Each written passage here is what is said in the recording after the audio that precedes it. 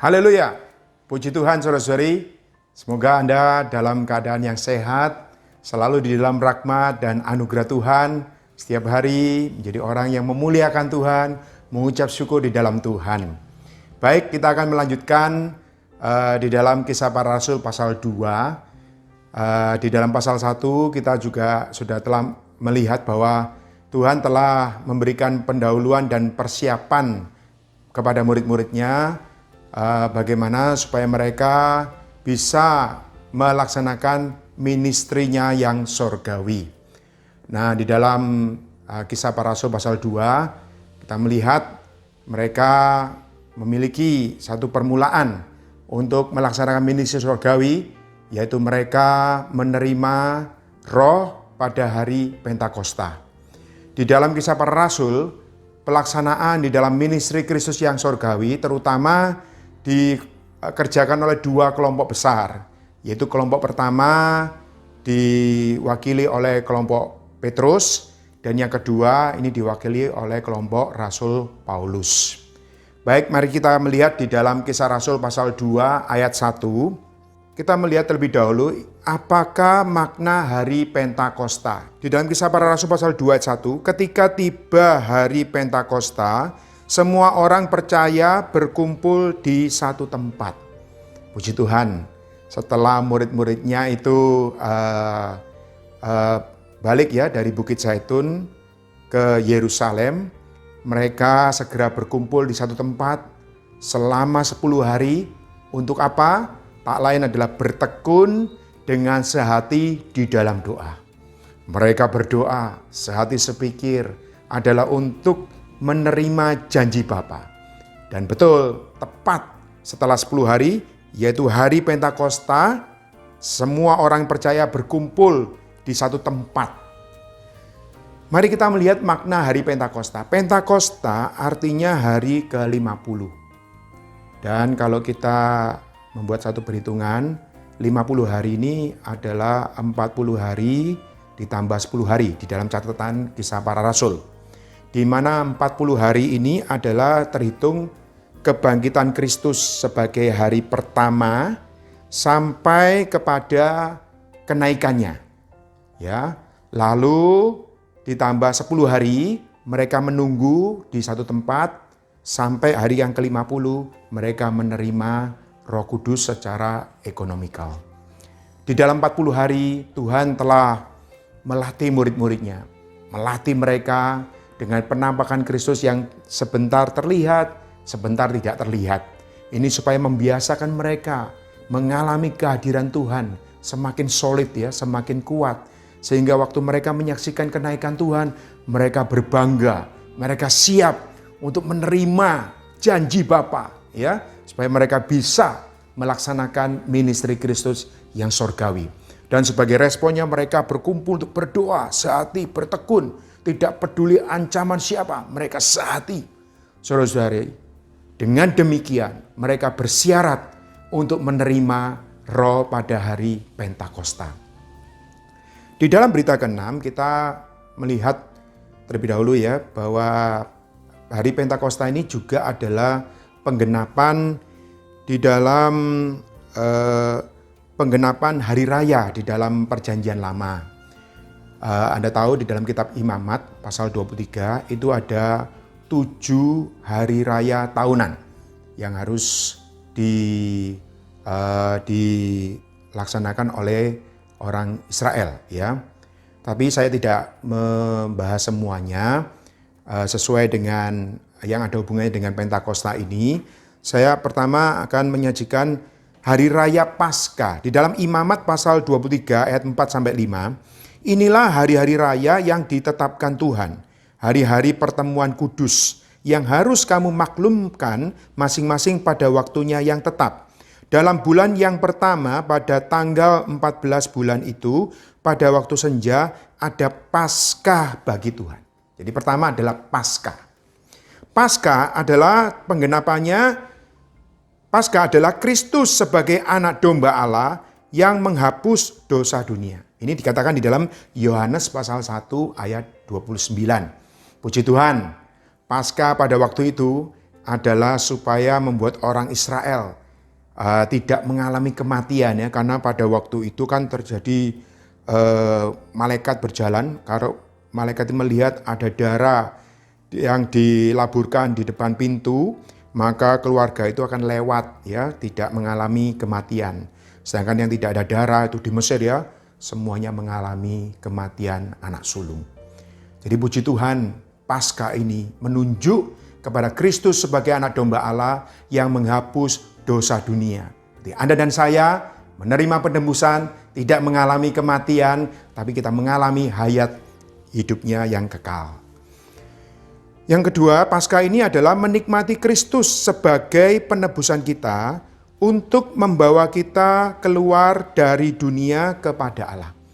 Jadi kembali kepada orang Israel, mereka menikmati anak domba ya yang darahnya dilaburkan itu, mereka malam itu juga mereka diperintahkan oleh Allah untuk keluar dari Mesir. Untuk apa? Keluar dari Mesir, melewati padang gurun, dan sesuai dengan perkataan Musa yang disampaikan pada Firaun, supaya orang Israel bisa beribadah kepada Allah. Atau boleh katakan supaya mereka sampai masuk ke tanah Kanaan. Jadi menikmati Kristus sebagai penebusan kita untuk membawa kita keluar dari dunia kepada Allah. Hari raya yang kedua ini adalah hari raya hasil pertama. Ini di dalam Imamat pasal 23 ayat 10-11. Berbicaralah kepada orang Israel dan katakan kepada mereka, apabila kamu sampai ke negeri yang akan kuberikan kepadamu dan kamu menuai hasilnya, maka kamu harus membawa seberkas hasil pertama dari penuaianmu kepada imam. Dan imam itu haruslah mengunjukkan berkas itu di hadapan Tuhan, supaya Tuhan berkenan akan kamu. Imam harus mengunjukkannya pada hari sesudah Sabat itu. Jadi ada satu perintah di dalam hari raya hasil pertama ini adalah supaya membawa seberkas hasil pertama. Ini yang dikatakan buah sulung, hasil pertama dari setiap usaha yang dilakukan oleh orang Israel. Dan itu harus dibawa kepada imam, dan imam harus mengunjukkannya pada hari sesudah Sabat itu. Jadi hari pertama sesudah Sabat. Ini menunjuk kepada apa, saudara-saudari? Seberkas hasil pertama dari tuaian ini mengacu kepada kebangkitan Kristus. Kita tahu Kristus disalibkan, dikubur, pada hari ketiga dia bangkit. Pada hari ketiga boleh dikatakan hari pertama minggu selanjutnya, atau dikatakan hari sesudah Sabat. Ini kebangkitan Kristus. Lalu mengunjukkan pada hari sesudah Sabat. Jadi mengunjukkan itu mengacu pada Kristus yang naik, dipersembahkan kepada Bapa sebagai buah sulung. Ini dalam Yohanes pasal 20 ayat 17. Kita pernah membaca Yohanes pasal 20, ini adalah cerita waktu Tuhan Yesus pada hari pertama dia bangkit, dan ada satu kesempatan ditemui oleh Maria ya. Tetapi Tuhan mengatakan pada Maria bahwa dia harus pergi kepada Bapa, dan Maria disuruh pergi kepada murid-murid atau saudara-saudara. Tuhan mengatakan dia harus pergi kepada Bapa. Ini menggenapi dari Imamat pasal 23, di mana imam mengunjukkan berkas hasil pertama itu kepada Tuhan.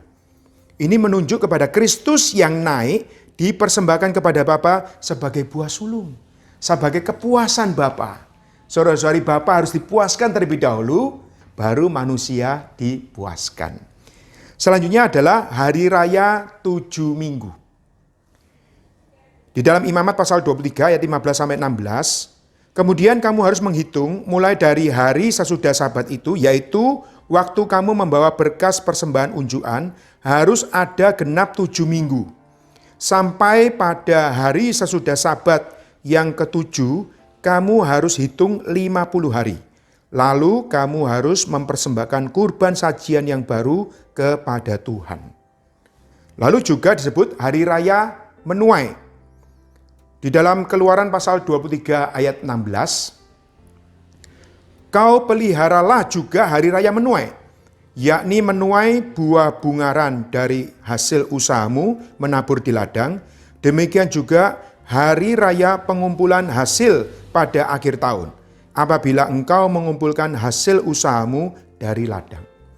Di dalam Imamat pasal 23, ini dikatakan ada hari raya 7 minggu, yaitu dari hasil pertama, lalu dihitung tengahnya itu ada 7 kali Sabat. Lalu sampai pada hari sesudah Sabat yang ketujuh, kamu harus hitung 50 hari, lalu kamu harus mempersembahkan kurban sajian yang baru. Ini menunjuk kepada apa? Hari yang ke-50. Maka harus ada kurban sajian yang baru kepada Tuhan.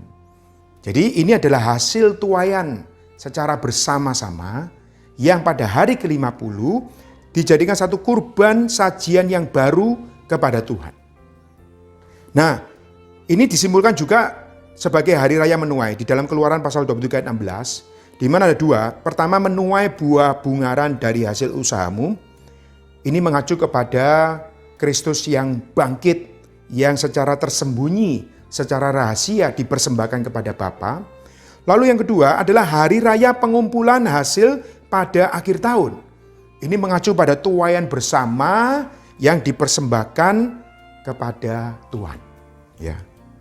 Maka kita lihat saudara-saudari, inilah penggenapan dari hari Pentakosta, hari ke-50, di mana ini merupakan satu pengumpulan dari hasil pertama mengacu pada Kristus yang bangkit dipersembahkan kepada Bapa untuk kepuasan Bapa.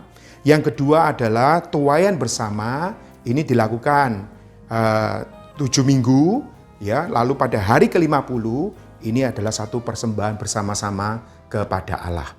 Ini mengacu kepada hari Pentakosta adalah hari raya penuaian, di mana kita bisa menikmati. Tuaian di sini adalah Allah Tritunggal yang telah melalui proses, yang telah rampung menjadi roh itu yang diberikan kepada kita. Maka menikmati Kristus, kita ada 2 aspek ya, menikmati Kristus sebagai buah sulung dan sebagai tuaian. Yang pertama, sebagai buah sulung, Kristus dalam kebangkitannya dipersembahkan kepada Bapa bagi kepuasan Bapa. Lalu ini di dalam Yohanes pasal 20 ya, setelah Kristus kepada Bapa secara rahasia, lalu pada malam itu juga Kristus mengembuskan dirinya ke dalam murid-murid agar mereka menikmati Kristus sebagai buah sulung. Ya, puji Tuhan. Di sini begitu murid-murid ya berjumpa dengan Tuhan, Tuhan mengembuskan Roh Kudus. Wah, mereka penuh dengan sukacita, penuh dengan penghiburan ya, kekuatan di dalam mereka. Ini adalah menunjuk menikmati Kristus sebagai buah sulung. Saudara-saudari, kita boleh mengalami Kristus sebagai buah sulung kita. Saat kita bangun pagi, berseru kepada Tuhan, oh Tuhan Yesus, kita memuji Tuhan, kita menikmati Dia, kita doa baca firman. Ini adalah kita menikmati Kristus sebagai buah sulung. Selanjutnya adalah menikmati Kristus sebagai tuaian. Menikmati Kristus secara penuh. Ini adalah menikmati Kristus secara penuh dengan Kristus sebagai kepala gereja. Jadi setelah kita ada kenikmatan Kristus secara pribadi, kita juga bisa menikmati Kristus secara bersama-sama di dalam satu kawanan. Ini adalah menikmati Kristus sebagai tuaian, menikmati Kristus secara penuh dengan Kristus sebagai kepala gereja. Menikmati Kristus secara penuh sebagai roh itu menjadi berkat Injil. Jadi di dalam gereja kita menikmati Kristus secara penuh, saudara-saudari. Ini sebagai tuaian dan sebagai berkat Injil. Dalam Galatia pasal 3 ayat 14, Yesus Kristus telah membuat ini supaya di dalam Dia berkat Abraham sampai kepada bangsa-bangsa lain. Sehingga oleh iman kita menerima roh yang telah dijanjikan itu.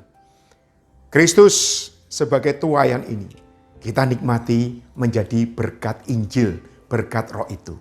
Juga dalam Filipi pasal 1 ayat 19. Ini adalah pernyataan dari Rasul Paulus ya, yaitu menikmati Kristus sebagai roh Yesus Kristus yang serba lengkap.